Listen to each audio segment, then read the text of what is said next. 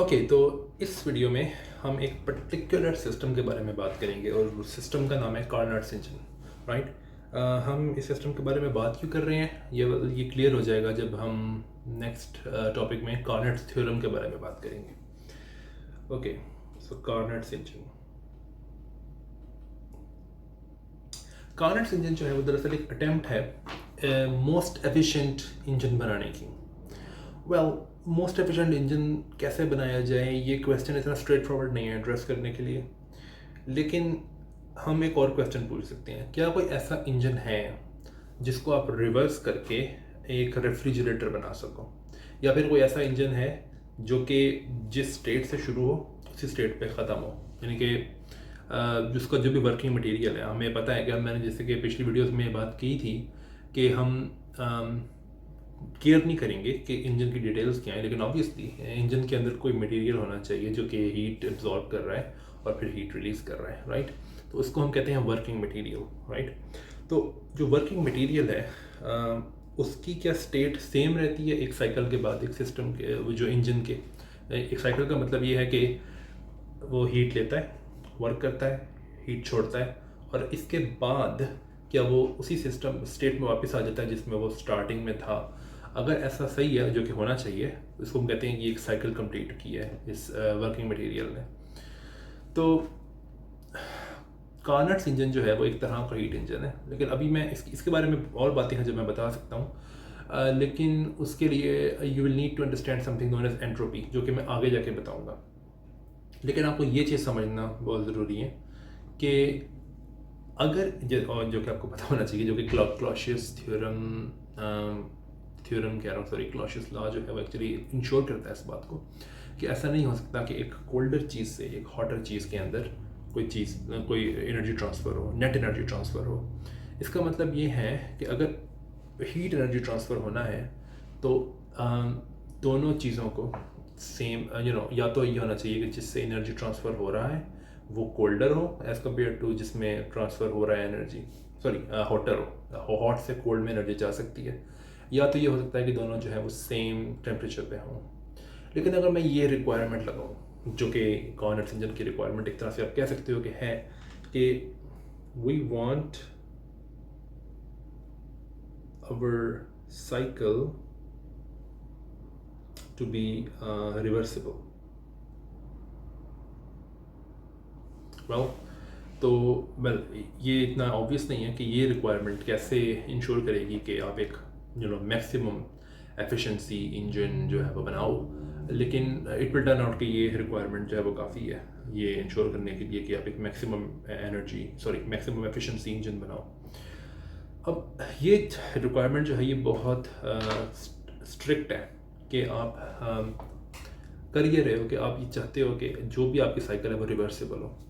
इसका मतलब ये है कि आप अगर कोई भी हीट ट्रांसफ़र करना चाहोगे तो वो जिन चीज़ों में होगा, क्योंकि हम देखते हैं, अगर मैं यहाँ पे डायग्राम बनाऊँ एक हीट इंजन की, तो हम जानते हैं कि TH जो है वो क्या कहते हैं, हॉट रिजर्वायर का टेम्परेचर है, यहाँ से हीट एनर्जी आती है और ये इंजन है, ये हीट एनर्जी छोड़ता है। राइट, और ये वर्क करता है। राइट, अब अगर मैं चाहता हूँ कि ये सारी की सारी साइकिल जो है ये रिवर्सिबल हो, तो जब ये वर्किंग मटेरियल हॉट रिजर्वायर से हीट एनर्जी ले रहा है तो उस वक्त वर्किंग मटेरियल का जो टेम्परेचर है वो भी TH ही होना चाहिए, दोनों का टेम्परेचर सेम होना चाहिए। बिकॉज मुझे पता है कि अगर ऐसा हो कि ये जो वर्किंग मटेरियल है इसका टेम्परेचर फॉर एग्जांपल अगर कम हो TH से, तो फिर ये प्रोसेस रिवर्सिबल नहीं होगा, क्योंकि अगर ये रिवर्सिबल हुआ तो फिर कोल्डर वर्किंग मटेरियल से हॉटर रिजर्वायर में एनर्जी जा रही होगी। रिवर्सिबल का मतलब यही है कि ये जो QH एनर्जी ले रहा है ये वापस भी दे सके। इसका मतलब है कि जब वर्किंग मटेरियल एनर्जी ले रहा है TH से, उस वक्त वर्किंग मटेरियल का टेम्परेचर जो है वो भी TH होना चाहिए, और हीट एनर्जी लेने के प्रोसेस के दौरान उसका टेम्परेचर चेंज नहीं होना चाहिए। इसका मतलब ये है कि जब QH एनर्जी ली जा रही है वो प्रोसेस जो है वो आइसोथर्मल होना चाहिए। आइसोथर्मल का मतलब है कि टेम्परेचर चेंज नहीं होना चाहिए और टेम्परेचर उस वक्त वर्किंग मटेरियल का TH ही होना चाहिए।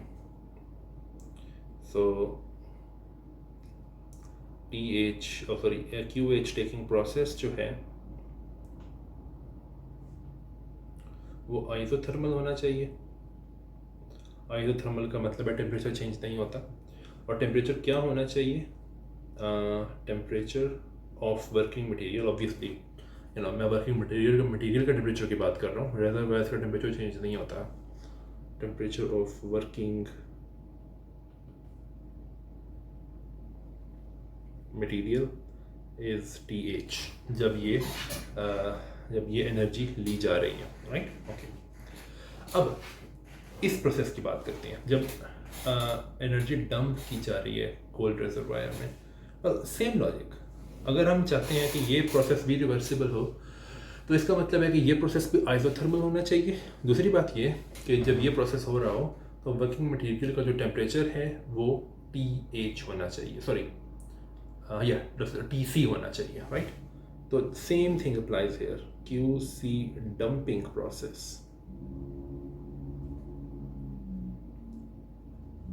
is again isothermal। दूसरी चीज़ ये है कि temperature of working material is TC, right?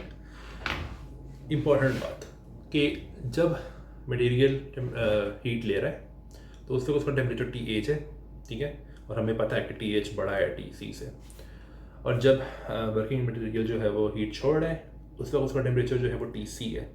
इसका मतलब है कि टेम्परेचर चेंज हुआ है। तो कोई प्रोसेस यानी कि जब ये वर्क कर रहा है, ये जो वर्क यहाँ पे हो रहा है, ये वर्क करने के प्रोसेस में टेम्परेचर चेंज हुआ है। टेम्परेचर जो कि चेंज हुआ है, तो अगर ऐसा हो कि इस वर्क करने के प्रोसेस में कोई एनर्जी एक्सचेंज भी करे किसी भी चीज़ के साथ, इन्वायरमेंट के साथ, यानी कि मैं ये कह रहा हूँ कि ओके, इस तरह कहना चाहिए मुझे ये कि जब वर्क हो रहा है तो टेम्परेचर चेंज हो रहा है TH से TC। इसका मतलब ये है कि जब वर्क हो रहा हो उसके दौरान ना तो ये हीट लेगा ना तो ये हीट छोड़ेगा, क्योंकि टेम्परेचर चेंज हो रहा है। मैंने कहा कि ये दोनों प्रोसेस जो है आइसोथर्मल होने चाहिए, राइट? इसका मतलब है कि जब वर्क हो रहा हो वो प्रोसेस ऐसा होना चाहिए जिसमें कोई हीट ट्रांसफ़र नहीं हो। इसका मतलब है कि वो प्रोसेस जो है वो एडियाबैटिक होना चाहिए। एडियाबैटिक प्रोसेस ऐसे प्रोसेस होते हैं जिसमें कोई हीट ट्रांसफ़र नहीं होता। वर्क प्रोसेस जो है वो एडियाबैटिक, राइट? और लास्ट चीज़ आपको याद है कि साइकिल होनी चाहिए, जिस स्टेट से शुरू करो स्टेट में वापस आओ। अब एक आइडियल गैस के लिए हम ये सब बहुत डिटेल में देख सकते हैं, राइट?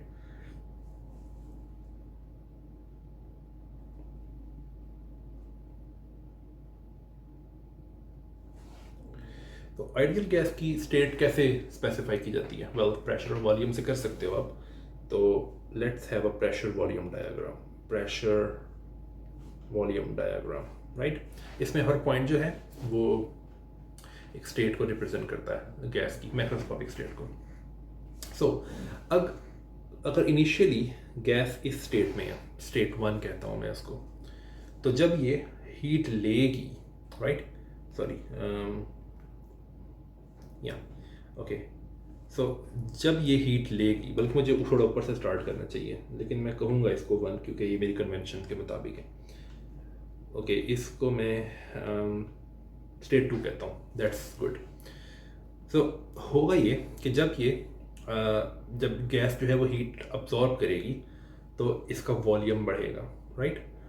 लेकिन टेम्परेचर कांस्टेंट रहेगा। अब आप एक क्वेश्चन पूछ सकते हो कि ओके, एक आइसोथर्मल प्रोसेस जो होता है वो किस तरह दिखता है PV डायग्राम पे? लेट्स सी आइडियल गैस के लिए कैसा दिखता है वो। हमें पता है कि आइडियल गैस लॉ जो है वो ये है, राइट? अगर टेम्परेचर कांस्टेंट है इसका मतलब है कि ये सब कुछ कांस्टेंट है, NKT पूरा कांस्टेंट है। इसका मतलब है कि PV इज कांस्टेंट। तो PV अगर कांस्टेंट है तो वो कर्व हमें पता है कैसे दिखता है। वो कर्व कुछ यूं दिखेगा, यूं करके, और अब स्टेट 2 में से भी पास करना चाहिए ऑब्वियसली, राइट। और मैं एक और डायग्राम बना दूँ ये स्पेसिफाई करने के लिए कि ये जो हैं इनको हम कहते हैं आइसोथर्म्स। ये पीवी डायग्राम के ऊपर they are PV constant curves, और ये डिफरेंट कर्व्स जो हैं उनके लिए ये जो कांस्टेंट है ये डिफरेंट है, और कांस्टेंट डिफरेंट क्यों है, क्योंकि ये डिफरेंट टेम्परेचर्स को कॉरिस्पॉन्ड करते हैं, राइट। तो जो ज़्यादा ऊपर कर्व होता है उसका टेम्परेचर अगर T1 है और ये T2 है और ये T3 है, तो इसका मतलब है कि T1 has to be greater than T2 and it has to be greater than T3, right. तो जितना ज़्यादा टेम्परेचर है उतना ऊपर कर्व होगा वो, ओके। इन टेम्परेचर्स को, इन कर्व्स को हम आइसोथर्म्स भी कहते हैं। एक कर्व को हम आइसोथर्म कहेंगे ऑब्वियसली, ओके। तो मैंने जैसे कहा कि स्टार्ट सपोज करो वो यहाँ से कर रहा है स्टेट 2 से, लेकिन मैं 1 इसलिए लिखा है क्योंकि मेरी कैलकुलेशन इससे मैच करती हैं। खैर अभी मैं चलो नाम भी नहीं देता इनको। ये स्टेट यहाँ से स्टार्ट कर रहा है, यहाँ से स्टार्ट कर रहा है, उसके बाद ये हीट एनर्जी को एब्जॉर्ब करता है। तो यहाँ पे दरअसल ये हीट एनर्जी एब्जॉर्ब कर रहा है आइसोथर्मली, और ये एक और स्टेट में आ जाता है, राइट। उसके बाद ये वर्क करता है, ठीक है, वर्क करता है या फिर इस पर वर्क होता है ये अच्छा यहाँ पे एक इंपॉर्टेंट चीज़ है, हीट इंजन्स जो हैं वो नेट वर्क करते हैं, लेकिन ऐसा हो सकता है क्योंकि हमें पता है कि वर्क जो है वो डिपेंड करता है पाथ के ऊपर, आपने कौन सा पाथ लिया पीवी डायग्राम के अंदर। तो ऐसा हो सकता है कि उसमें थोड़ा सा वर्क उन पे भी हो जाए, लेकिन वो नेट वर्क करेंगे, ठीक है, ओके। तो अब आप ये क्वेश्चन पूछ सकते हो, ओके ये दैट्स ए गुड क्वेश्चन, कि जैसे जैसे मैंने ये डिटरमिन किया है कि एक आइसोथर्मल प्रोसेस जो है वो कैसा दिखता है पीवी डायग्राम पे, हमें पता है जैसे कि मैंने अभी ये एस्टैब्लिश किया है कि वर्क प्रोसेसेस आर एडियाबैटिक। तो आप ये क्वेश्चन भी पूछ सकते हो कि एडियाबैटिक प्रोसेस जो है वो कैसा दिखता है पीवी डायग्राम पे। वेल हमें वो डिटरमिन करना पड़ेगा इससे पहले कि मैं कंप्लीट डिस्क्रिप्शन की तरफ जाऊँ। तो एक एडियाबैटिक प्रोसेस क्या होता है? एडियाबैटिक प्रोसेस वो होता है जिसमें कोई हीट ट्रांसफ़र ना हो, राइट, ओके। तो हीट ट्रांसफ़र जो है that's equal to energy transfer minus work transfer नहीं होना चाहिए वर्क, राइट। तो this is zero, right, okay.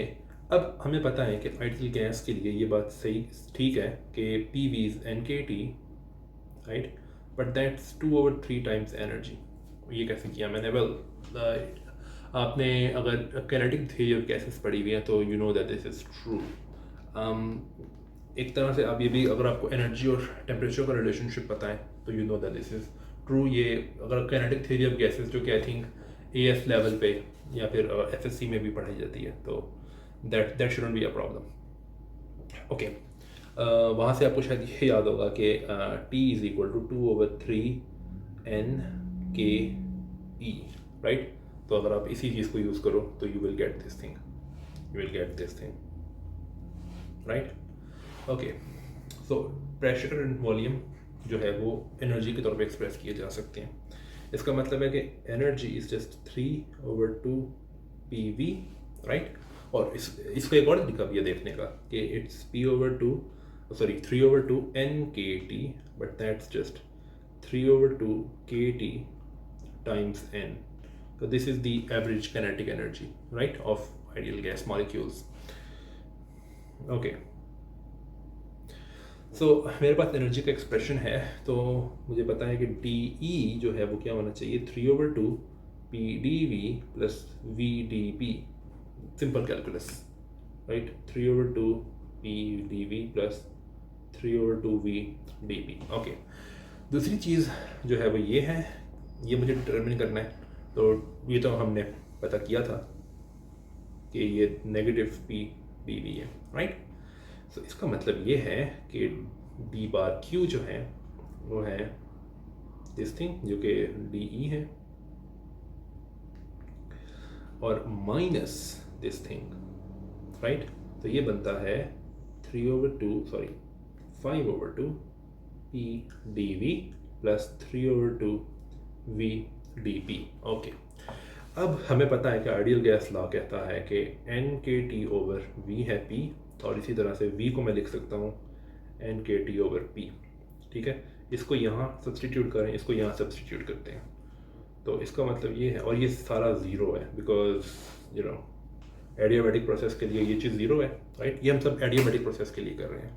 हम देखना चाहते हैं कि एडियाबैटिक प्रोसेस जो है उसको पीवी डायग्राम पे कैसे देख सकते हैं हम, राइट।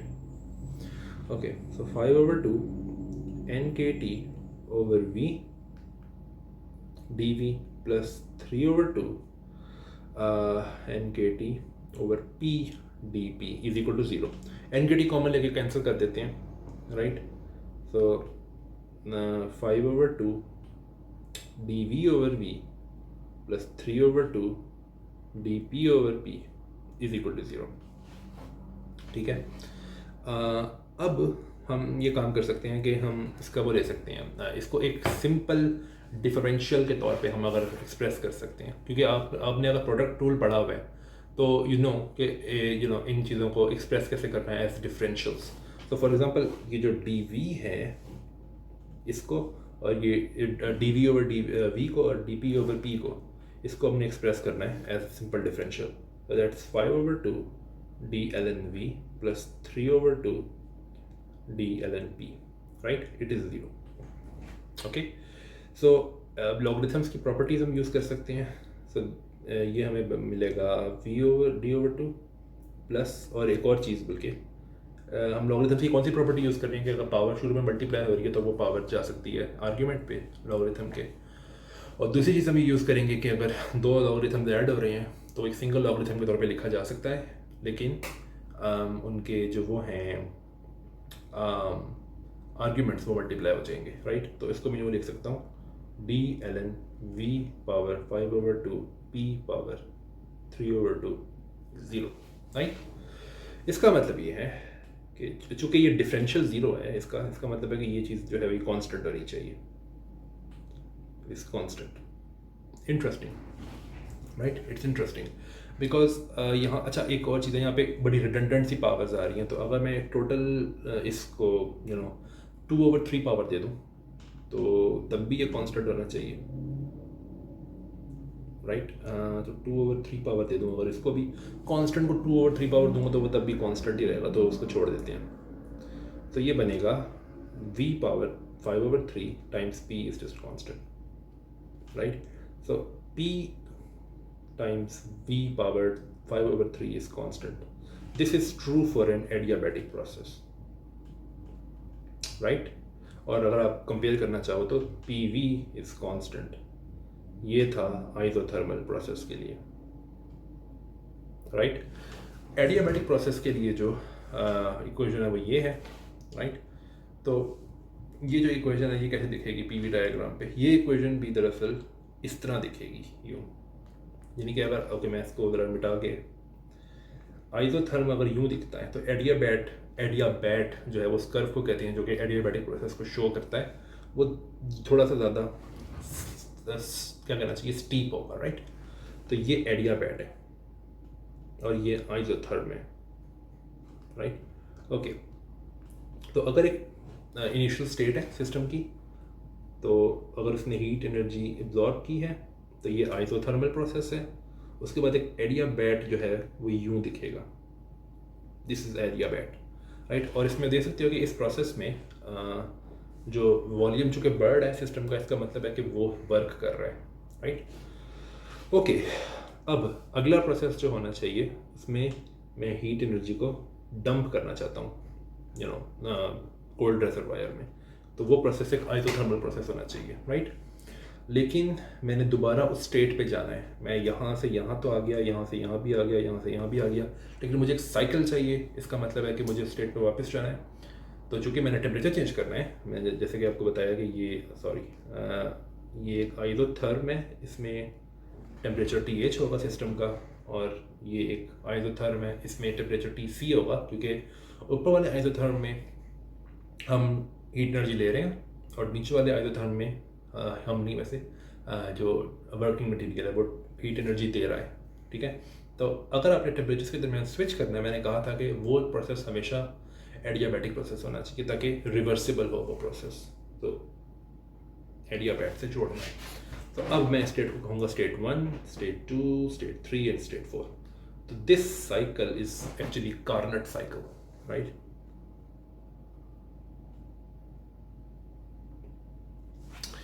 क्वेश्चन ये उठता है कि इस साइकिल की एफिशिएंसी हम पता कर सकते हैं क्या? और हमने जो फार्मूलाज डेवलप कर लिए हैं अभी तक उससे हम कर सकते हैं पता एफिशिएंसी, लेकिन मुझे एक फार्मूला और चाहिए होगा, क्योंकि हमें पता है कि एडियाबैटिक प्रोसेस के लिए for adiabatic process p times v power 5/3 is constant.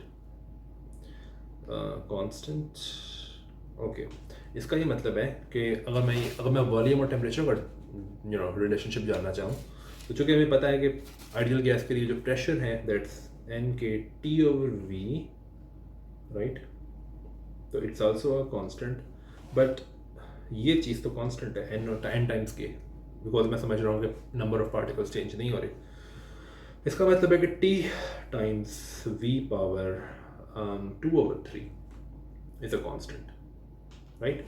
तो ये भी सच है एडियाबैटिक प्रोसेस के लिए, और ये नहीं ये भी सच है एडियाबैटिक प्रोसेस के लिए, राइट?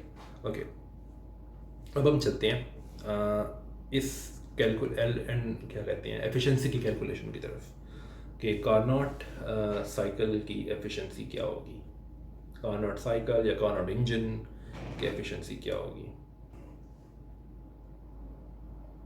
राइट? सो हमें याद रखना होगा कि efficiency of a heat engine जो थी वो हमने स्टडी की थी कि दैट्स 1 - QC/QH। तो हमें QC और QH पता करना है बस। अगर हम ये पता कर पाएँ तो हम energy of the system efficiency of the system जो है वो पता कर लेंगे। क्वेश्चन ये उठता है कि किस चीज़ की टर्म्स में हमने पता करना है। वेल, हमने पता करना है इसको TC और TH की टर्म्स में, because they are the given things, right? बाकी जितनी भी चीज़ें हैं वो डिपेंड तो करेंगी आइडियल गैस की प्रॉपर्टीज़ पे, लेकिन इट्स गुड कि अगर वो मटेरियल की प्रॉपर्टीज़ पे डिपेंड ना करें।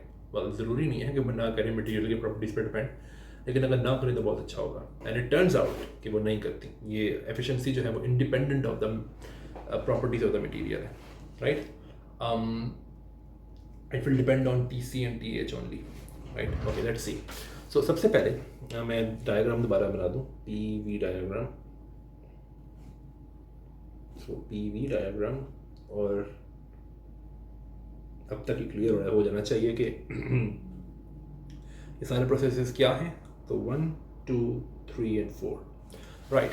तो सबसे पहले हम इस प्रोसेस को देखते हैं, इस प्रोसेस को जो कि 1 से 2 की तरफ जा रहा है, राइट? ये प्रोसेस एक एडियाबैटिक प्रोसेस है ऑब्वियसली। तो हम यहाँ पे ये फार्मूला यूज़ कर सकते हैं कि T times V power 2/3 is a constant. इसका मतलब है कि जो ये 1 के लिए है वही ये 2 के लिए है, राइट? बट 1 के लिए तो टेम्परेचर चूँकि वो इस आइसोथर्म पे भी है 1 पॉइंट, तो इसका मतलब है कि T1 जो है वो TC है, और 2 जो है जो कि वो इस आइसोथर्म पे है, इसका मतलब है कि जो T2 है एक्चुअली वो TH है, राइट? सो TC TH, और मैं V2 पता कर लेता हूँ कि V2 क्या है। That simply this thing V1 3/2। You can work out the details, क्योंकि मैं सिर्फ फॉर्मूला कोट कर दूंगा। कुछ डिटेल्स अगर देनी हुई तो मैं वो भी दे दूंगा, लेकिन आई विल इनकरेज कि आपकी डिटेल्स फिल करो। Okay, so we can express V2 in terms of V1। Nice. Okay, अगला क्वेश्चन, बल्कि एक और क्वेश्चन आप ये पूछ सकते हो कि चूँकि ये चूँकि एडियाबैटिक प्रोसेस है, इसमें वर्क हुआ है, तो आप ये वर्क भी कैलकुलेट कर सकते हो अगर आप चाहो तो।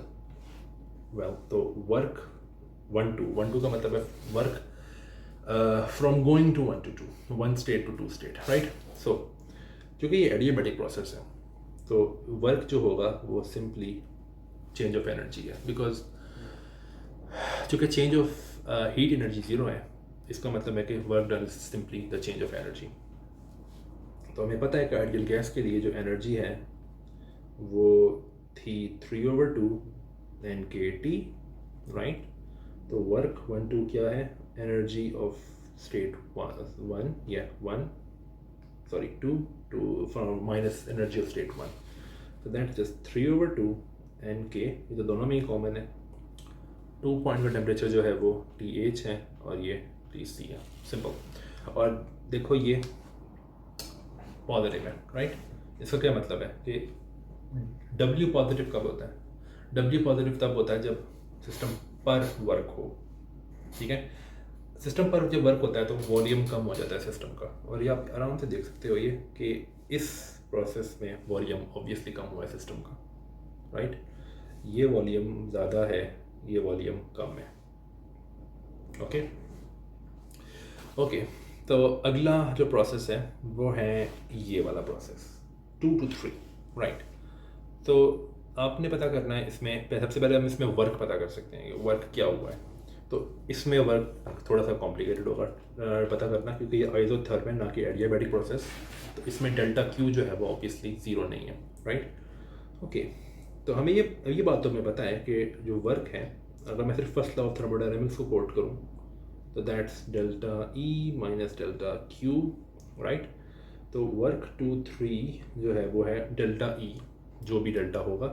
बट वेट, यहाँ पे एक क्वेश्चन ही उठता है कि क्या डेल्टा E जो है वो क्या कहते हैं उसको, चेंज होता भी है आइसोथर्म के अंदर? वेल नहीं होता, क्योंकि टेम्परेचर चेंज नहीं होता, राइट। तो ये ज़ीरो है, राइट। डेल्टा Q क्या है? डेल्टा Q तो दरअसल QH नहीं है, क्योंकि ये इस प्रोसेस में QH एब्जॉर्ब कर रहा है। इसका मतलब है कि ये जो है ये माइनस QH है। बट हम डेल्टा ये W23 को एक और तरीके से भी पता कर सकते हैं। वेल, कैसे? क्योंकि W23 जो है वो सिंपली होगा, क्योंकि हमें पता है कि DW क्या होता है, वो होता है माइनस DV, राइट। तो अगर हमें W23 पता करना है तो हमें सिर्फ इंटीग्रेट करना है प्रेशर को विद रिस्पेक्ट टू वॉल्यूम, और कहाँ से कहाँ तक करना है। वेल, लास्ट वॉल्यूम जो है वो वॉल्यूम 3 होगा, इनिशियल वॉल्यूम जो है वो वॉल्यूम 2 होगा, राइट।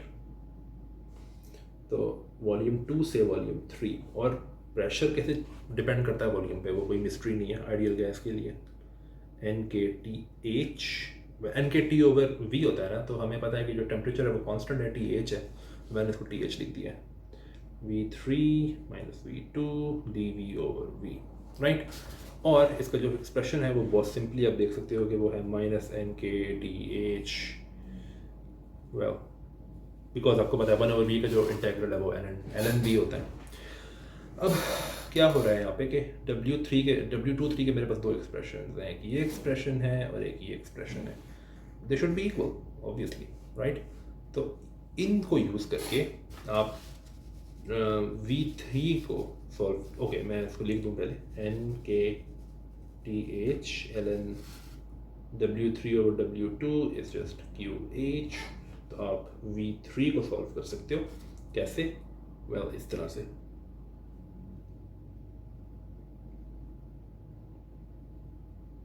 राइट।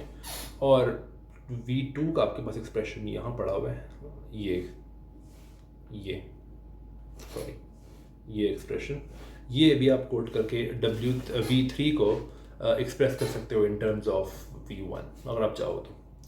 खैर, इसका जो आंसर होगा वो सिंपली, अगर मैं V2 का एक्सप्रेशन उठाऊँ पीछे से जो मैंने अभी दिखाया है, तो आपके पास एडिशनल एक ये फैक्टर आ जाएगा, राइट। और ये एक्सपोनेंशियल तो खैर है ही। तो आप देख सकते हो कि अगर आपको इनिशियल वॉल्यूम पता है तो आपको यानी इनिशियल वॉल्यूम का मतलब है V1, तो आपको V2 भी पता होगा, V3 भी पता होगा। V4 की बात करते हैं आप, V4 पता करना आसान है, क्योंकि वो एडियाबैटिक प्रोसेस है, राइट। तो एडियाबैटिक प्रोसेस जो है उसके लिए हमें पता है कि T टाइम्स V⁴ कांस्टेंट है, तो 3 के लिए जो है वही 4 के लिए, राइट। तो V4 is nothing but T4 बल्कि अगर मैं यहाँ पे देखूँ तो T4 चूँकि इस आइसोथर्म पे है, तो T4 जो है वो TC है, और 3 जो है वो इस आइसोथर्म पे है, तो इसका मतलब है कि जो T3 है वो TH है, राइट। सो इसको मैं यूँ लिख सकता हूँ के इट्स THTC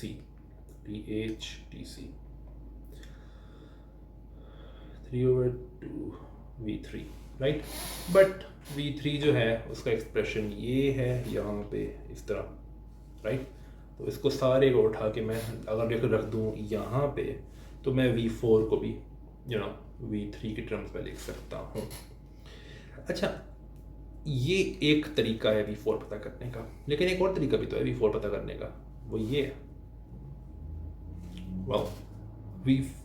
V4 पता करने का ये तरीका इस तरह से है कि चूँकि हमें पता है कि 1 और 4 एक आइसोथर्मल कर्व से कनेक्टेड है, तो मैं V4 को डायरेक्टली पता कर सकता हूँ इन टर्म्स ऑफ V1। कैसे? इस तरह से कि मैं दोबारा से वर्क कैलकुलेट करता हूँ 4 से 1 तक जाने के लिए। तो 4 से 1 तक जाने के लिए जो वर्क है, that's nothing but -QC, sorry, मैं दोबारा पहले फर्स्ट लॉ ऑफ थर्मोडायनामिक्स लिखता हूँ, that's delta E minus delta Q। Delta W क्या होगा इस प्रोसेस के लिए 4 से 1 तक जाने के लिए? वो होगा V41, ठीक है, सॉरी V कह रहा हूँ, W41।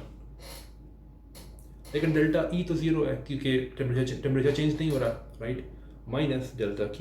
डेल्टा Q क्या है? डेल्टा Q होती है वो हीट जो कि सिस्टम को मिली है, बट ये वो प्रोसेस है जिसमें सिस्टम हीट छोड़ रहा है। इसका मतलब है कि डेल्टा Q जो है वो -QC है, राइट। तो इसका मतलब होगा कि ये है कि जो W41 है वो QC है, राइट। बट दोबारा से W41 को मैं एक और तरीके से भी पता कर सकता हूँ। W41 is just pressure times volume, और इनिशियल वॉल्यूम क्या है 4V4, फाइनल वॉल्यूम है V1, राइट। इसको आप पता कर सकते हो, तो that's just -NKTC, right, dV/V। तो आपके पास आ जाएगा -NKTC ln V1/V4, राइट। इसका मतलब ये है कि मेरे पास चूँकि दो एक्सप्रेशंस हैं W41 के, ये दो एक्सप्रेशंस, इसका मतलब ये है कि ये दोनों इक्वल होने चाहिए, और इसका मतलब ये है कि NKTC ln V1/V4 is just QC। तो इसका मतलब ये है कि V1/V4 is exponential of QC/NKTC, और इसका मतलब ये है कि V4 is just V1 exponential of -QC NKTC, right.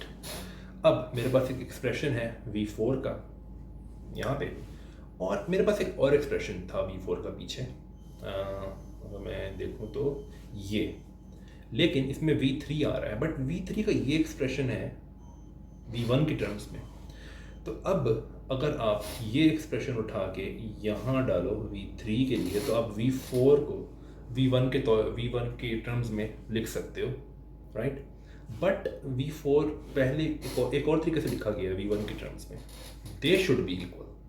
ये दोनों एक्सप्रेशन मैच करने चाहिए। अगर आप इनको मैच करो, ठीक है, तो ये एक छोटी सी एक्सरसाइज समझ लो आप कि you will get something like this. V1 is 4, V4 क्या, ये मैं फाइनल एक्सप्रेशन कोट कर रहा हूँ, right. Exponential of, sorry, you will get this, V1 is equal to V1 times exponential of 1 over NK QH over, sorry, QH over TH minus QC over TC, right। तो यहाँ पे हो क्या रहा है कि V1 जो है वो ये इक्वल है V1 टाइम्स समथिंग एल्स के। इसका मतलब है कि ये जो समथिंग एल्स है इतना बड़ा, ये 1 होना चाहिए, राइट, क्योंकि V1 is equal to V1 obviously, come on, right. तो ये 0 कैसे हो सकता है? ये एक एक्सपोनेंशियल है, 0 कैसे हो सकता है अगर इसका एक्सपोनेंट, सॉरी 0 कह रहा हूँ, ये 1 कैसे हो सकता है? ये 1 ऐसे हो सकता है अगर इसका एक्सपोनेंट 0 हो, यानी कि जो भी एक्सपोनेंशियल के अंदर आ रहा है वो 0 हो, बट 1/n के तो 0 नहीं है। इसका मतलब ये है कि QH over TH is just QC over TC, जिसका ये मतलब है कि QC over QH is just TC over TH। हमने पता कर लिया है QC over QH, और हमें यही चाहिए था एफिशिएंसी फाइंड करने के लिए। तो अब हम सिंपली एफिशिएंसी फाइंड कर सकते हैं, इसकी एक स्टेप का काम है। तो efficiency is just 1 minus T C over T H. इसका मतलब है कि एफिशिएंसी ऑफ कार्नट्स इंजन जो है वो डिपेंड करती है सिर्फ टेम्परेचर्स पे। ये हाई टेम्परेचर रेजर्वायर का टेम्परेचर क्या है और लो टेम्परेचर रेजर्वायर का टेम्परेचर क्या है। ये वर्किंग मटेरियल जो कि आइडियल गैस है उसकी किसी प्रॉपर्टी पर डिपेंड नहीं करती, right. That's a very very useful result. और आगे हम देखेंगे कि कार्नट्स थ्योरम, जो कि अगली वीडियो में मैं बात करूंगा जिसके बारे में, कार्नट्स थ्योरम ये कहती है कि there is no heat engine जिसकी एफिशिएंसी इससे ज़्यादा हो। अगर वो इन्हीं दो टेम्परेचर्स के दरमियान यानी कि TH और TC के दरमियान ऑपरेट कर रहा है कोई भी हीट इंजन, तो वो इससे ज़्यादा एफिशिएंसी नहीं रख सकता। इसका मतलब है कि efficiency can never be equal to 1।